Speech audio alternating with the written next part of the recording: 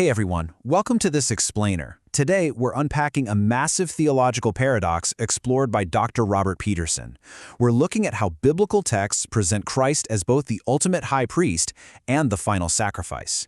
It's a totally mind-bending look into an ancient framework, and it completely reshapes how we understand redemption by bridging historical, earthly rituals with some truly cosmic realities. So let's just dive right into this core paradox. We are looking at this astounding mystery where the one making the offering is literally the offering itself.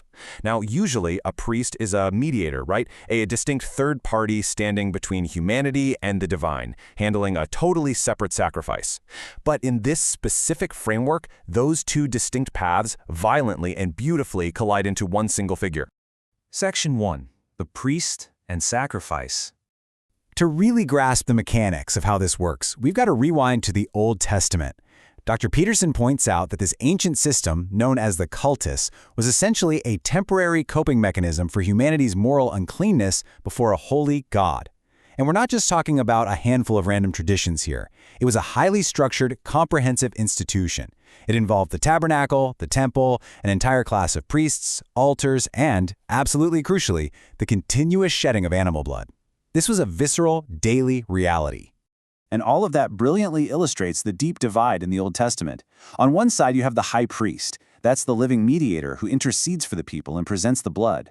On the exact opposite side, you have the sacrifice, the unblemished victim that has to suffer a violent death to bear the weight of those sins, entirely separate entities. But here is where it gets fascinating. This strict separation actually paved the way for the ultimate revelation in the New Covenant, the idea that Jesus occupies both roles simultaneously. He's the one who dies, and he's the one who presents the offering. Moving right along to Section 2, the Old Testament Blueprint. When we think about the increasing physical barriers of the ancient tabernacle, they communicate this really powerful dual message.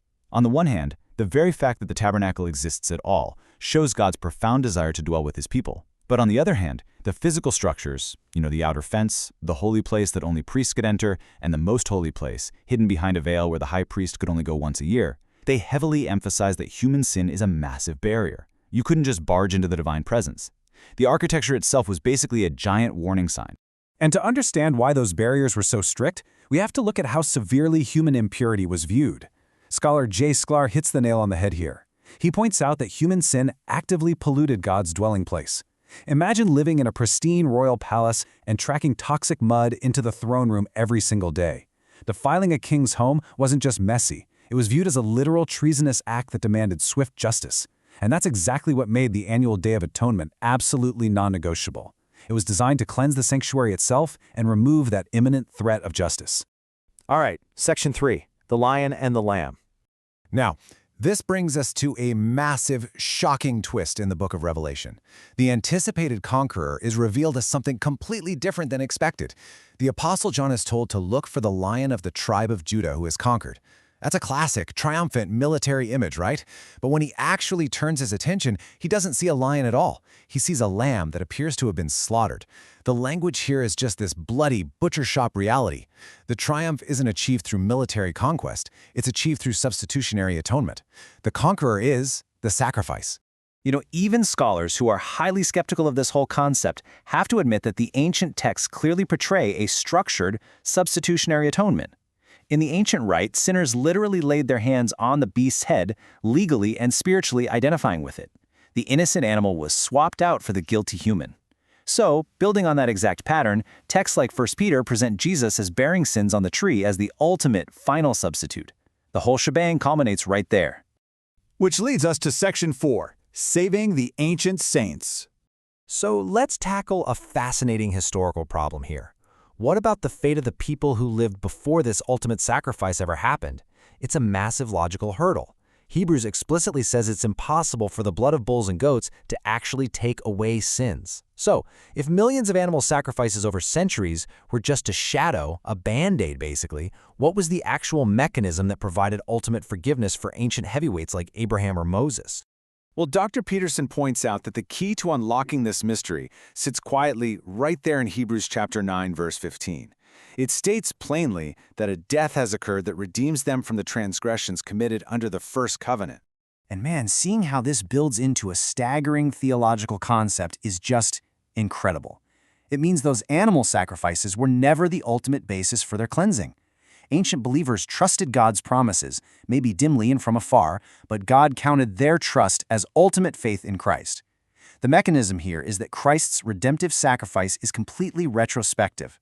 The cross is this earth-shattering event whose shockwaves don't just travel forward into the future, they actually ripple backward in time, applying Christ's blood retroactively to redeem everyone who lived faithfully under that old covenant. Section 5.